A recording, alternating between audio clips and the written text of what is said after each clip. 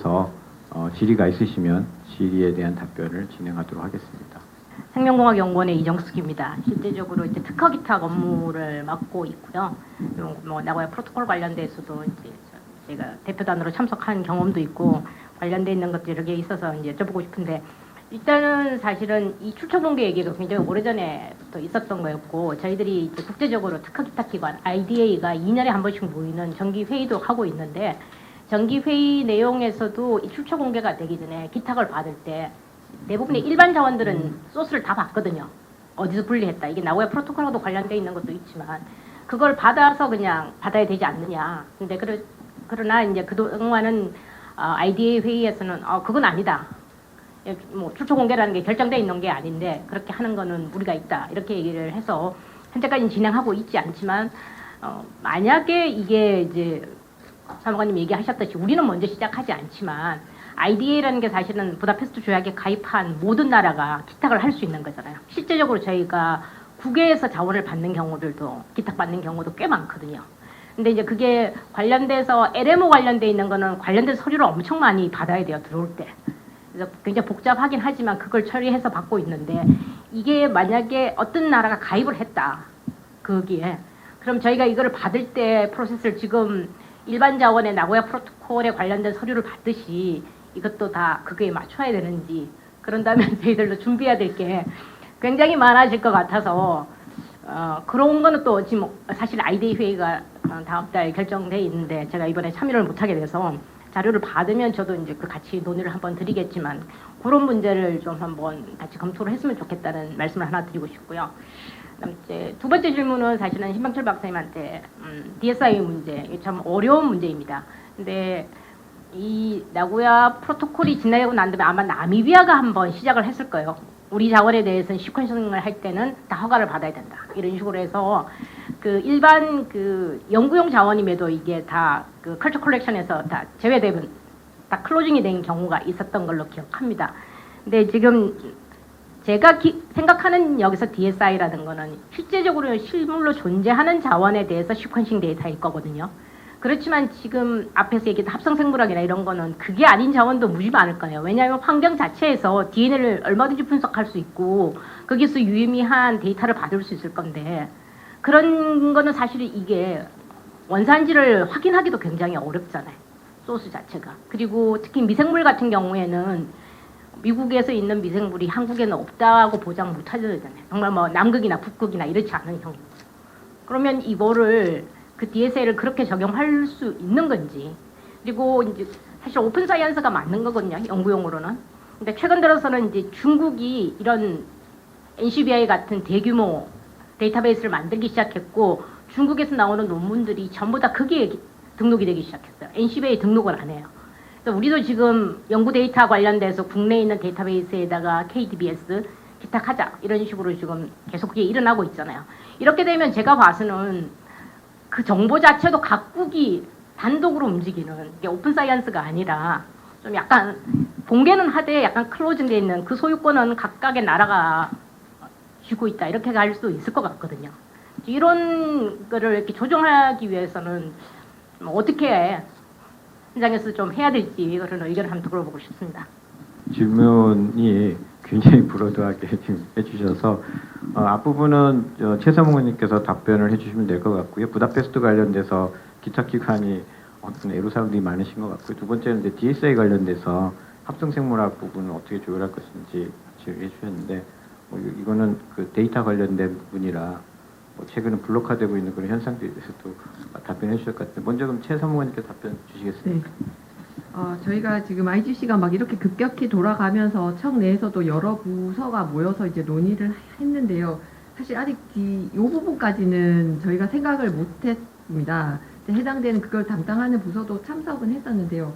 우선은 저희가 특허법 개정 여부 쪽에 포커싱을 맞춰서 검토를 했었고, 이제 국내 도입이 좀 늦어지면 그 부분은 시간이 좀 있지 않을까라고 생각했는데, 박사님 오늘 말씀하시는 거 보니까 그 부분은 저희가 검토를 해야 될 것 같습니다. 돌아가서 담당하는 부서하고 논의를 하고 좀 의견을 또 여쭙도록 하겠습니다. 예, 질문이 상당히 어려운데요. 지금 사실은 지금 DSI 202 논의가 좀 문제가 있는 것이 제가 이제 발표에서도 말씀드렸지만 DSI 범위도 정해지지 않았고 정의도 모르고 그런 상태에서 이제 진행이 되다 보니까 계속 중구난방으로 합의가 안 된 상태였는데 이제 그러다 보면 계속 이제 논의가 길어지니까 이제 사무국이랑 이제 일부 그 전문가들만 모여서 하는 이제 그런 에포시라고 있는데 거기서 이제 그 조금씩 진행이 나가고 있는 거예요. 그래서 지금 아까 제가 해드렸던 어떤 일단 기금을 만들고 뭐 기금을 지급하고 뭐 그 기금 전략 206 반항에 대한 게 논의하자고 이제 나온 거고 말씀하셨듯이 이게 근데 뭐 실물이 사실은 그 얘기된 게 그냥 유전 자원은 텐저블하다. 근데 DSI는 인텐저블하다. 근데 인텐저블한 걸 어떻게 이제 206을 하냐는 게 이제 계기가 이제 됐던 부분인데 솔직히 말하면 조정 방안이 저도 잘은 모르겠습니다. 다만 이제 논의되고 있는 거는 뭐 어떤 기본적인 INDC에서 요구하는 기본 원칙, 오픈 사이언스 그리고 뭐 무료로 이제 무제한의 접근 그리고 대중에게 모두 공개한다는 원칙은 반드시 이제 그 지켜져야 될 거고요. 그리고 오픈 액세스도 반드시 지켜질 거고 그런 상태에서 이제 이익 공유를 해야 되다 보니까 그러니까 이제 이게 양자 간에는 될 수가 없는 문제고 그래서 이제 다자 간에 이제 다자 시스템을 펀드를 만들어서 이제 진행이 될 건데 그래서 지금 보면은 어떤 식으로 진행될지 모르지만 일단 기금은 만들 것 같아요. 그게 이제 제프를 통해서 될지 아니면 제프 내에서 이제 될지 아니면은 새로운 DSI 기금을 만들지는 아직 결정되지는 않았지만 일단은 기금을 만들고 한쪽에서는 그 DSI 201을 위한 실질적인 일이 진행이 되고 또 이제 또 이런 작업반 회의나 이런 데서는 이제 뭐 어떤 범위나 용어 이런 부분부터 또 이제 근본적인 문제도 다시 논의가 되면서 조율해 가면서 진행을 하되 어떤 식으로든지 이제 201은 될 텐데 그게 연구자들이나 기업들한테 크게 부담이 되지 않는 방향으로 될 가능성이 크다는 게 제 개인적인 생각입니다. 그러면 GP를 한다 그러면 이게 RT-PCR FA 스타일로 그렇게 갈 것 같은 건가요? 그것도 잘 모릅니다 지금. 그래서 지금 현재 그 국제 기금이 그 기후 변화 회복 기금도 있고 무슨 뭐 작물 조약 기금도 있고 하여튼 다양한 한 10개 이상의 국제 기금을 지금 CBD 사무국에서 따로 이제 막 그 국제 기금이 어떤 식으로 운영되고 어떻게 뭐 출연이 되고 어떤 식으로 지급되는가에 대한 그 용역을 진행하고 있거든요. 그래서 그런 거를 참고를 해서 이제 진행이 될 텐데 아마 이 DSI는 다른 기금을 만들기보다는 제프를 통해서 될 가능성이 아직 크지 않을까 이런 생각은 하고 있습니다. 예, 질문도 해주시고요. 답변도 매우 깊게 해주셔서 감사합니다. 혹시 다른 또 질문 있으시면 손을 들어주시면 감사하겠습니다. 예. 네, 안녕하세요. 한국콜마 권자원이라고 합니다. 다름이 아니라 전용석 변호사님한테 맷 관련해서 문의드리고 싶은 게 있는데 아시다시피 지금 화장품이나 건기식 관련해서 원료를 주는 회사 중에 픽이나 맷을 체결하고 있는 회사는 거의 없는 상황이잖아요. 그러면 만약에 원료사는 끝까지 픽이나 맷을 체결하지 않았다고 할 때 저희만 체결해도 그게 저희가 사용하고 고객사에 주는 데는 아무 문제가 없는 건지 그리고 A국에서 저희가 원물로 들여오는 경우는 사실 거의 없고 그 원물을 익스트랙션이나 뭐 오일링이나 뭔가를 이미 처리를 해서 들여오는 경우가 많은데 그러면 저희가 맷을 체결하는 주체는 그걸 작물을 재배한 그 농장이 돼야 되는 건지 아니면 그 국가에서 이걸 가공한 회사가 돼야 되는 건지 또 의문이고 그리고 이제 가끔 가다가 이미 저희가 이 원료사에서 나고야 관련해서 이제 국가나 원산지를 물어봤을 때 본인들이 정확히 몰라서 뭔가 뭐 EU라던가 아세안이라던가 이렇게 연합국명으로 주는 경우가 종종 발생하는데 이 경우에는 저희가 어디까지 받아들여도 되는 건지 혹은 뭔가 더 세부 사항을 알아내야만 하는 건지가 좀 궁금하거든요.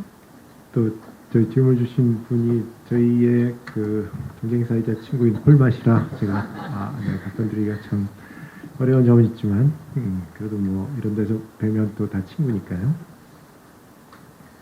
첫 번째 하신 질문은 우리만 이제 핏과 맷을 체결하면 그러면 다른 예를 들어 뭐 콜마하고 코스맥스만 핏과 맷을 체결했는데 그럼 사실은 콜마도 안 하고 로레알도 안 하고 다른 경쟁사들도 안 하고 있는데 그럼 어떤 이슈가 생길 거냐? 저희 만약에 지금은 이제 그 나고야 의정서가 본격적으로 실시되거나 이제 전 세계적으로 이런 상황은 아니지만 핏과 맷을 체결하게 되면 나중에 이제 이게 좀 더 구체화되면 당연히 미리 체결하는 회사에게 유리할 것이다. 이건 기본적으로 생각할 수 있을 테고요. 그리고 우리만 체결하면 어떻게 되냐? 결국은 아까 제가 설명드린 것대로 가장 중요한 건 제3자 이전 가능성입니다. 그런데 우리의 저희는 이제 ODM 회사라고 해서 제조를 전문으로 연구 제조를 전문으로 하는 회사인데 저희는 브랜드는 없어요. 그런데 그러면 우리가 납품하는 로레알이나 에스티로더는 우리가 핏과 맷을 체결했으니까 그럼 우리 거 그냥 마음대로 쓰셔도 되겠네요? 그렇지 않죠. 네, 그 회사들도 다 해야 됩니다. 아마도 그렇게 진행될 것으로 예상됩니다. 지금은 이제 전문화되지 않았기 때문에 현재로서는 그런 정도의 니즈는 없지만 그래서 결론적으로 말씀드리면 이 문제는 사실은 가장 그 가치가 높은 쪽 결국은 엔드 프로덕이죠. 화장품 내지는 약품 이 엔드 프로덕에서 핏과 맷을 매게 되는 경우가 일반적일 겁니다.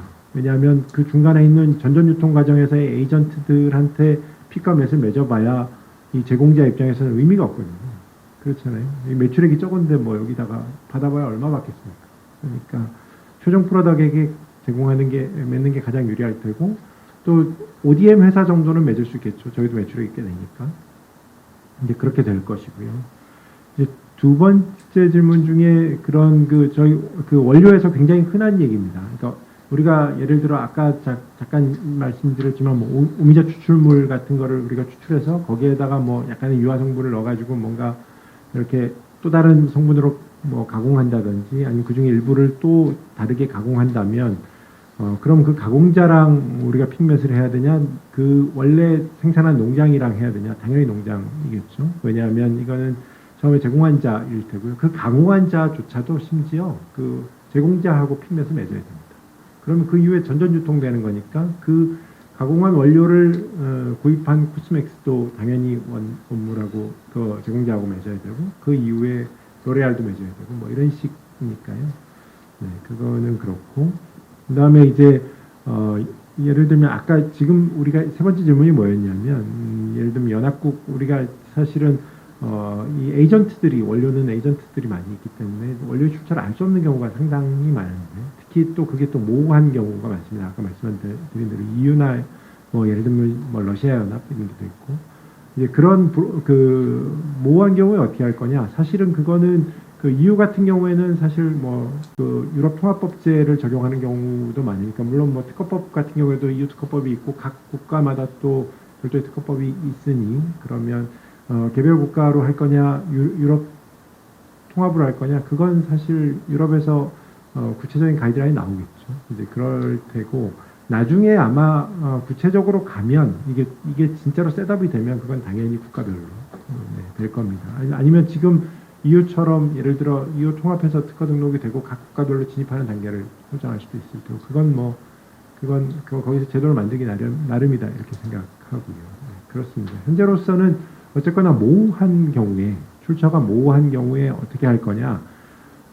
그건 아까도 우리가 계속 논의했지만 특허 등록 사유 이게 특허 부등록 사유이고 예를 들면 무효나 취소의 대상이 되긴 하지만 사기적 의도가 없는 경우에는 또 내지는 우리가 정말 모르는 것을 디크럴레이션 하는 경우에 우리 미국 출원할 때도 뭐 IDS라고 해가지고 여러 가지 선언을 하잖아요. 이 진정 발명자인지 여부 뭐 이런 것도 선언하고 하는데 그것처럼 이게 우리가 처음에 출원할 때 야 우리 진짜 이거 몰라 어딘지 내지는 아니면 우리는 중국이라고 믿고 있어 라고 하면서 그 원료사에게 받았던 그 자료들을 제출하고 이것에 사기적 의도가 없다면 출원하고 등록받거나 아니면 나중에 실제로 권리 행사를 할 때 우리가 뭐 이걸 가지고 무효되거나 아니면 뭐 unenforceable이라고 하는 그 사실상 실시 불가능, 실시 불능 상태의 판단을 받지는 않을 것이다라고 생각합니다.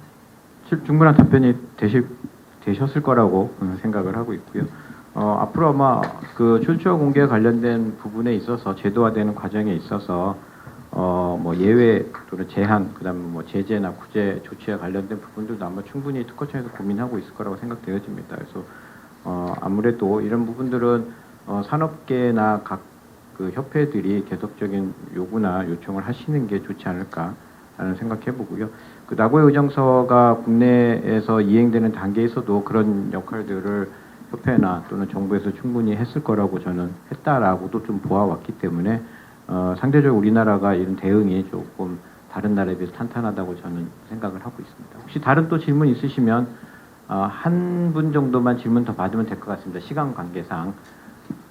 좀 질문과 답 들으면서 한 두 가지 정도 좀 더 말씀드리고 싶었는데, 일단 한 가지는 이제 지금 콜마랑 그 코스맥스에서 말씀하시는 거 듣다 보니까 아무래도 그러면 이제 그 글로벌 화장품 회사 같은데 납품을 하시는 경우들 많이 있으실 것 같은데, 그럼 그런 다른 나라의 글로벌 회사들은 이런 나고야 의정서의 이슈에 대해서 어떻게 접근하고 있고, 그걸 제조사한테서 어떤 그 의무 사항들을 요구를 하는지, 그런 것들 지금 실무적으로 갖고 계신 게 있으면 좀 공유해 주시면 좋겠다 하는 생각이 들었고요.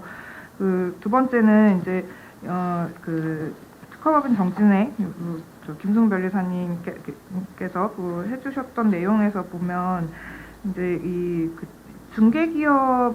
중개기업의 의무 같은 거에 대해서 지금 그 법률 사항에서 나와 있는데, 이게 또 나중에 또 가이드북 같은 걸로 마련이 된다고 말씀을 하셔서 저희가 조금 더 드리고 싶은 의견입니다만, 잘 아시다시피 이런 원료의 그 유통이 그 중개업체를 통해서 되는 경우가 많다 보니까, 그리고 또 그 중개업체를 통해서 사는 그 제조업체들은 그 원료에 대해서 확인하기가 조금 어려운 면들이 있다 보니, 그냥 단순히 그냥 중개면, 그러니까 ABS 이행 의무가 발생하지 않는다라고 했을 때 중개업체는 다 빠져나가고 그냥 그 제조업체나 그런 회사들만, 약간 그래도 어디에서 봤을 때 이름 좀 있는 회사들만 되게 큰 의무를 부담하게 되는 경우가 없지 않을 것 같습니다. 그래서 한편으로는 이제 이거에 대해서 이행이 좀 잘 되게 되려면 수입을 하는 그 과정에서의 그 원산국 확인 자료나 이런 것들이 뭔가 좀 더 그 기재 사항이 의무화가 된다면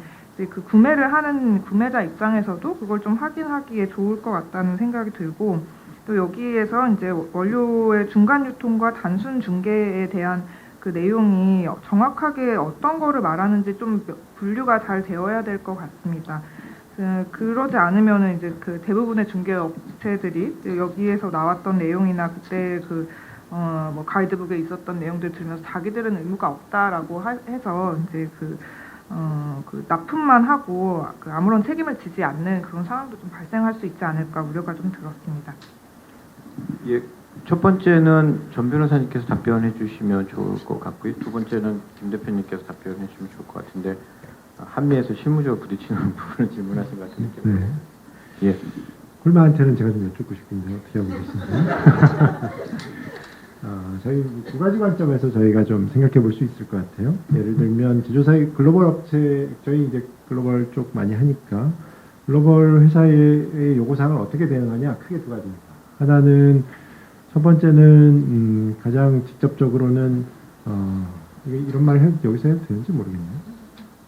일단은 그 글로벌, 그러니까 이 나고야 의정서에 관해서 좀 독특하게 열심히 하고 있는 나라에 관한 원료를 쓰지 마라.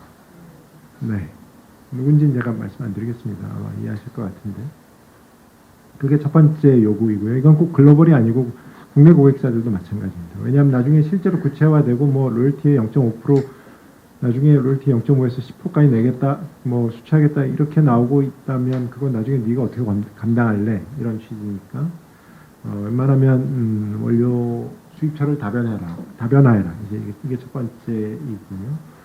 두 번째로는 그러면 글로벌 회사들은 원료에 관해서 출처 공개 내지는 이런 소싱 어디서 왔는지 누구로부터 왔는지 무관심하냐? 그렇지 않습니다. 그거는 저희도 이제 업계에서 이제 프로세스를 처음 이 나고야 정서가 셋업될 때 저희 그 TF를 만들기도 했고 화장품이나 이쪽에서 그래서 원료 회사들 다 같이 모여가지고 이걸 어떻게 셋업할지에 관해서 그 당시 한 17년도, 16년도에 이게 다 한 거거든요. 그래서 이제 저희도 원료 출처를 에이전트로부터 내지는 원료 회사로부터 받고 있고요. 그러면 이게 출처가 정확한지 누가 개런티하냐? 그건 누가 하겠습니까? 아무도 못합니다. 그러니까 심지어 특허청들도 각국의 특허청도 못하니까 지금 이거 실제로 이게 옳지 않다고 하더라도 특허 무효 사유로 못 삼는 거잖아요. 그런데 일반 개별 회사가 어떻게 이걸 개런티하겠습니까? 그러니까 일단은 지금 가장 권장할 만한 사안은 뭐냐면 각 회사별로 그냥 무턱대고 받지 말고 에이전트가 됐건 원료사가 됐건 간에 원료 출처에 관해서 기본적인 확인 서류를 받아야 된다. 이게 기본 1테고요. 그 다음에 두 번째 질문에 관해서 잠깐 제가 말씀드리자면 중개업체가 ABS 의무를 이행하지 않아도 된다? 이거는 저는 사실은 처음 듣는 얘기이긴 합니다. 왜냐하면 원료사들 중개업체 그러니까 대부분의 회사들이 원료도 만들고 에이전트도 하고 있는 데도 많거든요. 그래서 사실은 원료사와 에이전트를 구분한다 이것도 사실 저도 잘 모르겠고요. 꼭 그렇지 않습니다. 그러니까 제조하는 에이전트도 하고 원료 제조도 하는 데 되게 많아요. 그런데 선택적으로 뭔가 이걸 제외한다 이건 제가 뭔지는 잘 모르겠는데 그래서 ABS 의무가 없다 이렇게 얘기할 수는 없겠죠. 당연히 있지만 그런데 제가 아까 말씀드렸다시피 결국은 제조사 그러니까 제공자 입장에서 보면 자꾸 제공국이라고 얘기하는데 제공국은 중요하지 않다고 생각하고 결국은 제조자하고 이용자가 느껴야 되니까요. 제공국은 가이드를 하는 것일 뿐이고 제조자 입장에서만 보자면 제조자가 첫 번째 만나는 사람은 브랜드 회사가 아닙니다. ODM 회사도 아니고요. 원료 에이전트거나 원료사예요. 그러니까 그 사람들과 이 원료가 그 제조자 입장에 제공자 입장에서 보면 어떻게 쓰일지도 사실 잘 모릅니다. 이분들은 농사 짓고 예를 들면 농장이고 키우고 이런 분들이잖아요. 이게 어떻게 쓰일지 모르니까 당연히 처음에 만나는 에이전트 내지는 원료사에게 이것의 출처를 밝힐 때고 이런 시스템이 셋업되다 보면 결국은 전전양도 되면서 이 진정한 오리진이 어딘지에 관해서 최종 프로덕트 제조자들도 파악할 수 있게 될 겁니다. 그러니까 예를 들면 ABS가 중개업체가 이행 의무가 없다라거나 이런 것들은 아닐 테고 아마도 이 시스템이 아직 완벽하게 셋업되거나 프레셔를 받고 있지 않기 때문이다 이렇게 생각을 하고 실제로 나중 가면 결국은 모든 사람들의 의무가 될 것이다 이렇게 생각합니다. 네, 그 두 분 변호사님들 말씀을 좀 경청을 해야 될 것 같다는 생각이 들었고요. 아마 실제 특히 이제 화장품의 밸류 체인에서의 그런 중개상 포함하는 그 주체들의 역할에 대해서 조금 더 면밀하게 좀 봐야겠다는 생각이 들고 염려하시는 것처럼 가이드라인을 저희가 만들게 된다면 그런 이제 의무가 없다든지 아니면 그런 부분들에 대해서 다시 한번 좀 점검해서 이제 그런 약간 책임 회피되는 그런 워딩은 좀 적절하지 않다는 생각이 듭니다. 그리고 좀 말씀 중에 그런 실제 이제 그 브랜드사나 아니면 ODM을 하는 실제 우리나라 기업의 어떤 입장에서 중개보다는 그 후단에 있는 밸류체인상의 후단에 있는 주체 입장에서 좀 워딩을 할 수 있도록 조금 내용들을 수정해 보도록 하겠습니다. 네, 지금 질의가 한 분 더 계신데 제가 지금 최규숙 사모님께 한 가지 구조 문화적인 구조는 지금 아까 발표문에 없던데 그거는 저희 쪽은 일단 원칙적으로 반대하시는 거죠. 구조 그러니까 그 단일문 안에 구조가 지금 있는데 거기는 발표는 안 하셨거든요. 그 부분은 구조가 어떤 건지 지금 기억을 못하겠어요. 구조가 그 대상 범위 확장 재검토 관련된 내용.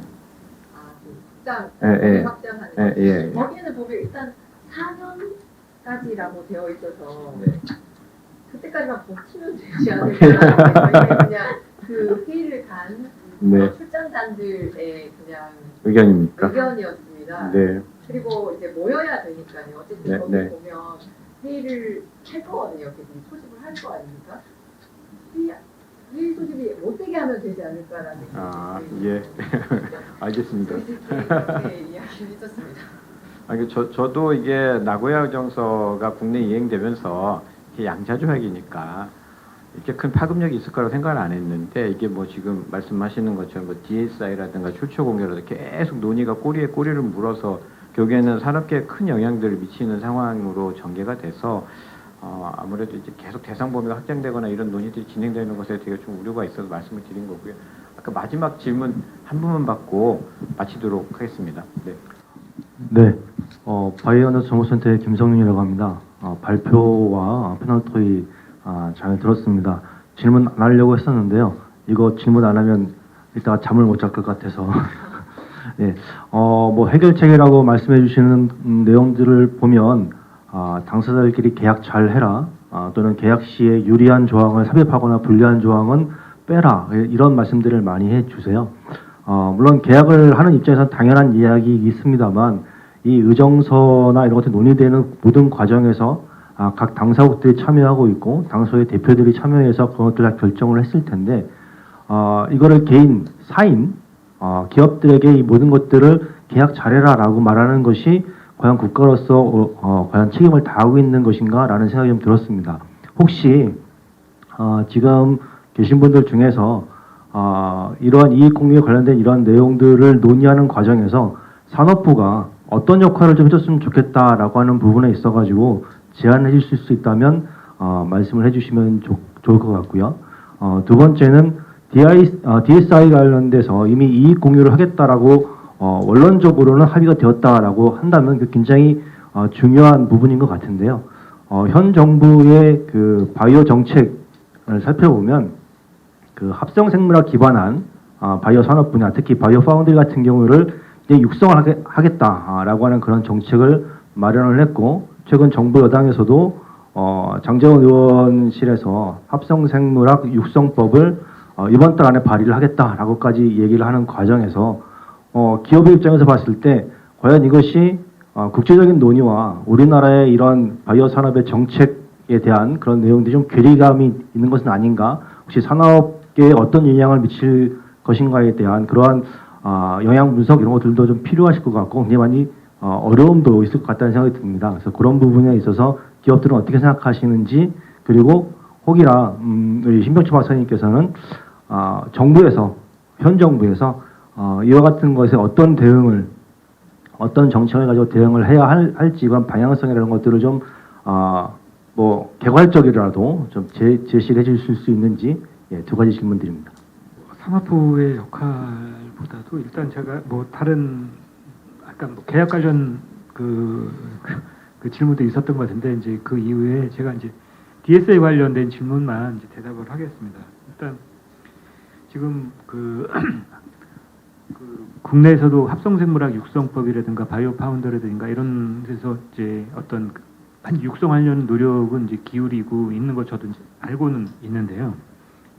그거랑 이제 국제 DSI 이익공유 국제 논의랑 많이 영향을 받을 것인가에 대해서는 사실은 뭐 잘 모르겠지만 일단 국내 바이오 정책은 국제적으로 논의되는 거랑은 그거를 뭐 고려하면서 진행되는 게 아니라 그냥 정해지면 갈 길을 가는 것 같거든요. 그래서 국내 이제 뭐 합성생물학 육성이라든가 뭐 바이오 파운더리 지원이라든가 이런 부분은 꾸준히 갈 테고, 근데 다만 그 생물다양성 협약 내지는 뭐 다른 뭐 BBNJ나 ITPJRFA 등에서 DSI 이익 공유가 어떤 식으로 정해지느냐에 따라서 이제 그 이후에 이제 그럼 거기에 맞는 해결책이 나오지 않을까 이렇게 생각이 들고요. 그리고 이제 정부는 어떤 식으로 대응할 거냐고 물었는데 사실은 아직까지는 뭐 딱 정부의 뭐 입장이 딱 나오지는 않았습니다. 지금 이제 아직도 관계부처도 좀 관계부처 회의도 좀 진행하고 해야 되지만 지난 회의까지 그 우리나라 대표단의 입장은 기본적으로 마냥 DSI 이익 공유를 반대할 수는 없으니까 기본적으로 이제 DSI 이익 공유를 뭐 이제 하되 아까 제가 옵션 0에서부터 뭐 6까지 했었지만 3 정도가 이제 PIC도 없고 이제 그 MAT도 없는 그런 상황이기 때문에 3 정도에서 연구자들이나 기업들의 부담이 되지 않는 수준. 내가 만약에 DSI 201을 하는데 연구하는데 뭐 연구비 뭐 얼마를 많이 넣는다 그러면 부담이 되겠죠. 그러니까 부담이 되지 않는 수준에서 하고 그리고 아까 동문님 말씀하셨듯이 오픈 액세스 유지하고 그런 수준을 이제 유지하려고 하고 있고요. 그리고 제가 이제 그 기업들 뭐 이렇게 의견도 좀 들어봤다고 했지만 어떤 연구자 기업들이 가치를 올려놓은 부분, DSI 그 뭐 연구를 하면서 내가 그 DNA 시퀀싱을 통해서 그 기능을 규명을 했고 그 효용 가치를 알아서 그걸 NCBI에 이제 등록을 해놨는데 그 효용 가치를 가진 다른 연구자들이 그걸 다운받아서 이용을 하는 경우도 그러면은 진짜 그 DSI 원산지 국가에만 그 이익 공유를 해야 되느냐?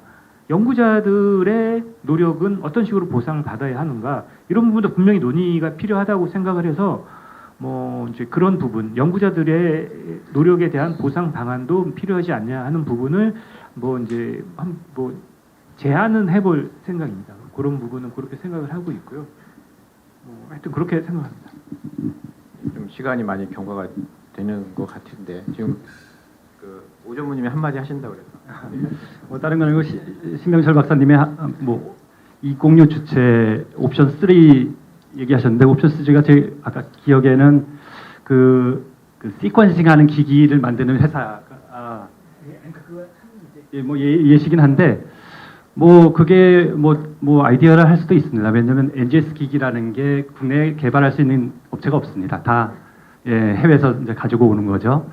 그럼에도 불구하고 조금 생각해야 되는 부분은 이제 그 장비가 굉장히 비싸다는 거. 국내에서 그 서비스를 하려면은 어쨌거나 그 부담이 그 이용자에게 갈 수밖에 없다는 그 서비스를 이용할 수 하는 이용자한테 갈 수밖에 없다는 부분도 분명히 있는 것 같습니다. 뭐 그냥 참고로 말씀드렸습니다.